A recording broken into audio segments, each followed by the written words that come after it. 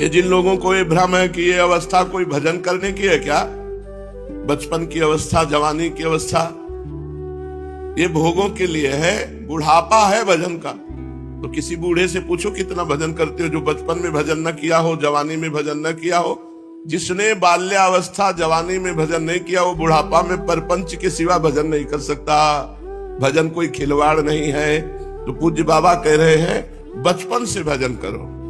बचपन से माता पिता को चाहिए कि 5 मिनट ही सही अपने बच्चों को बैठा लें। देखो तुम्हारे लिए नाश्ता तैयार कर रहे हैं, तुम 5 मिनट राधा राधा नाम का कीर्तन करो, फिर आप देखना आपके बच्चे कितने उन्नतिशील होंगे। ये जो आप अपने बच्चों को टीवी दिखाते हो, आधुनिकता सिखाते हो और नाना प्रकार की संसारिकता के साथ सजाते हो, यही तुम्हारे गले में पैर रख कर मारेंगे। तो हजारों ऐसे संसार में केस हो रहे हैं। ये जो आधुनिकता बढ़ रही ना, अपने बच्चों को माता पिता बालकें बुलावें उदर भरे सोई जतन से। अगर धर्म नहीं सिखाओगे, नाम जप नहीं सिखाओगे, अध्यात्म नहीं सिखाओगे, तो यही तुम्हें डंडों से मारेंगे, यही तुम्हारी जान के घातक बन जाएंगे, राक्षस हो जाएंगे। ये इनके संस्कार डालो, छोटे छोटे बच्चों को बैठा लो, भागवत कथा सुनाओ, रामायण सुनाओ, नाम कीर्तन करवाओ, स्वयं नाम कीर्तन करो, बोलो राधा राधा बोलो, नाम कीर्तन करवाओ, नाम जप करवाओ, तो यही आगे चलकर धर्मात्मा बनेंगे। नाम जापक का हृदय इतना शीतल और द्रवित होता है कि वो ऐसे कठोर बात सोच ही नहीं सकता है। सोचो, माँ और पिता ये तो साक्षात भगवान की प्रतिमूर्ति है, जो इनका अपमान करते हो कितने बड़े राक्षस होंगे। ये कलयुग का प्रभाव है। माँ नहीं मात पिता नहीं देवा और साधुन से करवावे सेवा। पूर्व जन्म के कर्म दोष और इस जन्म के जो देखे सुने भोगे हुए विक्षेप प्रदान करने वाले हैं, वो सब नाम जप करने से नष्ट हो जाएंगे। अरे 2 जन्मों की बात ही नहीं कह रहा, पूर्व जन्म और इस जन्म, शास्त्रों करोड़ों अनेकों जन्मों के पापाचरण पुण्य आचरण सब भस्म हो जाएंगे। पाप और पुण्य दोनों जब भस्म होते हैं तब भगवत प्राप्ति होती है। और ये नाम करेगा, इसलिए खूब नाम जप करो। जन्म जन्म में तुम्हारे द्वारा न जाने कितने कुकर्म किए गए हैं, वो सब जमा है तुम्हारे संचित कर्म के रूप में। नाम जप करो तो भस्म हो जाएंगे, अन्यथा दूसरा कोई उपाय नहीं है। नाम जप कर्मों का क्षय कर देगा, नाश कर देगा। तुम केवल मेरा नाम लो, इस जन्म पर विजय पाओगे। पूर्व जन्म के सब कर्म भस्म हो जाएंगे, आवागमन मिट जाएगा। केवल मेरा नाम लो और बचपन से नाम जप का अभ्यास करो। एक इंजीनियर आए थे गुरुजी के यहाँ, तो गुरुजी तो सेवा में थे, सुकुमारी शरण गुरुजी की सेवा में थे, गुरुजी श्री जी की सेवा में थे।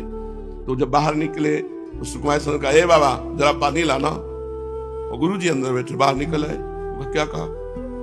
अब तो घबरा गए, नहीं अपने शब्द दोबारा बोलो। उनका, ए बाबा पानी लाना, तुम्हारे नौकर है। अगर तुम्हें प्यास लगी थी तो तुम्हें दैन्यता से मांगना चाहिए, तो साधुन ते करवावे सेवा। प्यास लगी, पानी मिलेगा, याचना कर सकते हो, आज्ञा नहीं दे सकते, ए पानी लाना, तुम्हारे नौकर है, चलो निकलो, दोबारा यहाँ मत आना, हटा दिया। ये कलयुग का प्रभाव। माँ नहीं मात पिता नहीं देवा, साधुन ते करवावे सेवा। जो बाल्यावस्था में संस्कार डाले जाते हैं उनका बड़ा प्रभाव होता है। बाल्यावस्था में सिखाया गया था, माता पिता के चरण छुओ, चाचा के चरण छुओ, बड़े भैया के चरण छुओ। जब भगवान अपने भ्राता से इस तरह का प्रेम करते हैं, माता से इस तरह का प्रेम करते हैं, अपने परिवार संपूर्ण जीवन जीने की कला रामचरितमानस सिखाती है। भगवान मर्यादा पुरुषोत्तम श्री राम स्वयं आचरण वो करके माता पिता को प्रातः काल उठिके रघुनाथा, मात पिता गुरु नामहि माथा। माता पिता गुरुजन माने बड़े बूढ़े बुजुर्ग, सबके चरण छूना। अगर आप नहीं सिखाओगे तो थप्पड़ चलाना संसार सिखा देगा, वो आपको खूब अच्छे से पूजेंगे। फिर बाद में चाहिए माता पिता को अपने बालकों को बुलाकर धर्म शास्त्र सुनाए बैठा कर। ये न समझो बालक है, संस्कार पढ़ रहे हैं। जब गर्भ में प्रहलाद जी को नारद जी ने भगवत चर्चा सुनाई, मंत्र उपदेश आदि, तो इतने बड़े महाभागवत बन गए। आप बाहर बैठाल कर बालकों को यदि नाम जप, नाम कीर्तन, भगवत कथा सुनाओगे तो बड़े अच्छे संस्कार वाले बालक बनेंगे। सच्ची कहते हैं, अपने से बड़ों के सामने ऐसे ही बात करने को होता है। क्यों? बचपन से संस्कार डाले गए। कभी आंख में आंख मिलाकर बात करने की हिम्मत नहीं अपने बड़ों से, ऐसे ही बात होती है, क्योंकि ऐसा संस्कार डाला गया। अब बचपन से तुम उद्दंडता का संस्कार डालते हो बच्चों में, तो जवान होकर वो उद्दंड बन जाते हैं। इसलिए बचपन से नाम जप का अभ्यास डालो, अपने बच्चों को, तो आगे चलकर वो बहुत अच्छे गृहस्थ बनेंगे। और जवानी में काम क्रोधादि का आवेश होता है, बड़े कुकर्म आचरण करने की प्रवृत्ति होती जवानी में। अगर नाम जप करोगे तो सुकर्म आचरण बनेंगे, कुकर्म आचरणों से बच जाओगे। वर्तमान में जो किया जाता है भविष्य वही निर्माण होता है। अगर वर्तमान में आप नाम जप कर रहे हो, भगवत चर्चा सुन रहे हो, संत समागम कर रहे हो, भगवत आराधना कर, भविष्य तुम्हारा परम उज्जवल परम मंगल में। और वर्तमान में तुम शराब पी रहे हो, व्यभिचार कर रहे हो, मांस खा रहे हो, तो तुम्हारा राक्षस हो, तुम्हारा परिणाम बड़ा राक्षसी तैयार है, भोगना पड़ेगा। भूत, वर्तमान और भविष्य तीनों कालों पर वही विजय प्राप्त कर लेता है जो नाम जप करता है। तीन उपाधियां इस शरीर की हैं, स्थूल शरीर, सूक्ष्म शरीर, कारण शरीर। इसलिए 3 बार कहा नास्तेव नास्तेव नास्तेव गति अन्यथा। स्थूल शरीर पावन हो जाएगा, सूक्ष्म शरीर पावन हो जाएगा और कारण शरीर भी पावन हो जाएगा यदि आप नाम जप करोगे। भूत पावन हो जाएगा, भविष्य पावन हो जाएगा, वर्तमान तो पावन है ही नाम जापक का।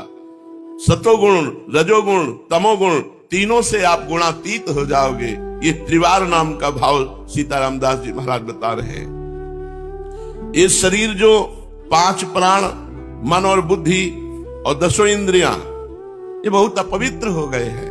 माया का चिंतन, भोगों को भोगते हुए नाना प्रकार के कुमार्गगामी प्रवृत्तियों में नाम जप करो, तुम्हारा मन पवित्र हो जाएगा, तुम्हारे प्राण पवित्र हो जाएंगे, तुम्हारी बुद्धि पवित्र हो जाएगी, तुम्हारी इंद्रियां पवित्र हो जाएंगी, तुम निरुपाधि हो जाओगे, उपाधि रहित भगवान है। केवल मेरा नाम लो। 3 अवस्थाएं हैं, जागृत, स्वप्न, सुषुप्ति। तीनों अवस्थाओं पर विजय पाकर तुम चिर स्थायी शांति प्राप्त कर लोगे। इसलिए तुम सर्वदा मेरा नाम लो। 3 लोक हैं, भूलोक, भुवालोक, स्वर्गलोक। तुम तीनों लोकों से विरक्त हो जाओगे, कोई भी भोग तुम्हें आकर्षित नहीं कर पाए। कितना सुंदर नास्तेव नास्तेव नास्तेव 3 बार की बात का विवरण कर। सतोगुण, रजोगुण, तमोगुण तीनों गुणों से तुम गुणातीत हो जाओगे। यदि तुम नाम जप कर रहे हो तो भूत, भविष्य, वर्तमान तीनों तुम्हारे पावन हो जाएंगे। यदि तुम नाम जप कर रहे हो तो स्थूल, सूक्ष्म, कारण तीनों शरीर तुम्हारे पावन हो जाएंगे। यदि तुम नाम जप कर रहे हो तो तुम्हारा जागृति, स्वप्न, सुषुप्ति ये तीनों पावन हो जाएंगे। सर्वदा मेरा नाम लो। तीनों लोकों में तुम्हारी कीर्ति होगी और तीनों लोकों के भोग तुम्हें आकर्षित नहीं कर पाएंगे। यदि तुम नाम जप करोगे कोई भी कामना तुम्हें बाधा नहीं पहुंचा सकेगी। लेकिन मनुष्य अपने पूर्व कर्मों से इतना विवश बंधा हुआ है कि वो सुनकर भी नाम जप नहीं करता। नाम जप करे तो कर्म परतंत्रता नष्ट हो जाए, पर वो नाम जप नहीं कर पाता। इतनी कर्म परतंत्रता है कि वो प्रपंच में लगा रहता है, नाम की महिमा सुनकर भी नाम जप नहीं कर पाता। और नाम जप के सिवा कोई इस कलिकाल में माया से मोक्ष नहीं प्राप्त कर सकता। इसलिए अवश्यमेव भोक्तव्यम कृतम कर्म शुभाशुभम ना भुक्तम क्षीयते कर्मो कल्प कोटि शतैरपि। जो तुम कर्म कर रहे हो तुम्हें भोगना पड़ेगा। ये कर्म सैकड़ों कल्प बीत जाने पर भी ज्यों का त्यों रखा मिलेगा, बिना भोगे नष्ट नहीं होगा। ना भुक्तम क्षीयते कर्म कल्प कोटि शतैरपि। ये बड़ी विचित्र बात है। 100 कल्पों तक आज का किया हुआ कर्म रखा मिलेगा और तुम्हें भोग के ही मिटाना पड़ेगा। एक सामर्थ्य केवल है नाम में, वो काट सकता है तुम्हारे सैकड़ों अनंतों जन्मों के कर्म फलों को। अच्छे और बुरे कर्म, शुभ और अशुभ, ये हमारे बहुत जन्मों के जमा है। जब पुण्य कर्म का फल उदय होता है तो सुख मिलता है, और जब पाप कर्म का फल उदय होता है तो दुख मिलता है। इसलिए हर प्राणी सुख दुख भोगता हुआ आगे बढ़ रहा है। कितना भोगेंगे, इतना स्टॉक जमा है। एक एक कर्म का फल कितने कितने जन्म तक भोगना पड़ेगा। सुख और दुख इन दोनों से अलग है भगवदानंद। सुख और दुख दोनों से अलग है भगवदानंद। और हमारे बैंक में केवल सुख ही दुख वाले शुभ और अशुभ कर्म जमा है, इसलिए कोई विकल्प नहीं है। उन कर्मों को जो बैंक में जमा है उनको नष्ट कर दे, जो संचित कर्म कहते, कोई विकल्प नहीं है। एक ही केवल है नाम जप, नाम कीर्तन। अगर आप नाम जप और नाम कीर्तन के द्वारा उनको नष्ट नहीं किया तो घोर दंड देने के लिए उतावले वो खड़े हैं। कर्म पुराने खत्म नहीं हो पाएंगे, इतने जमा है कि उसमें हम करोड़ों जन्म भोगे तो भी नहीं खत्म होंगे। इसलिए बात मान लो, कोई विकल्प नहीं है, एक ही है, नाम जप करो। फिर भी तुम ये सुनकर हताश मत हो। कलयुग में नाम जप की बड़ी महिमा है, नाम कीर्तन की बड़ी महिमा है। तुम्हारे करोड़ों असंख्यों जन्मों के और वर्तमान के और क्रियमाण जो आगे होंगे, इन सबके फलों को नष्ट कर देगा नाम, और अपना महामहिमा में फल प्रकाशित करेगा परमानंद। ये बहुत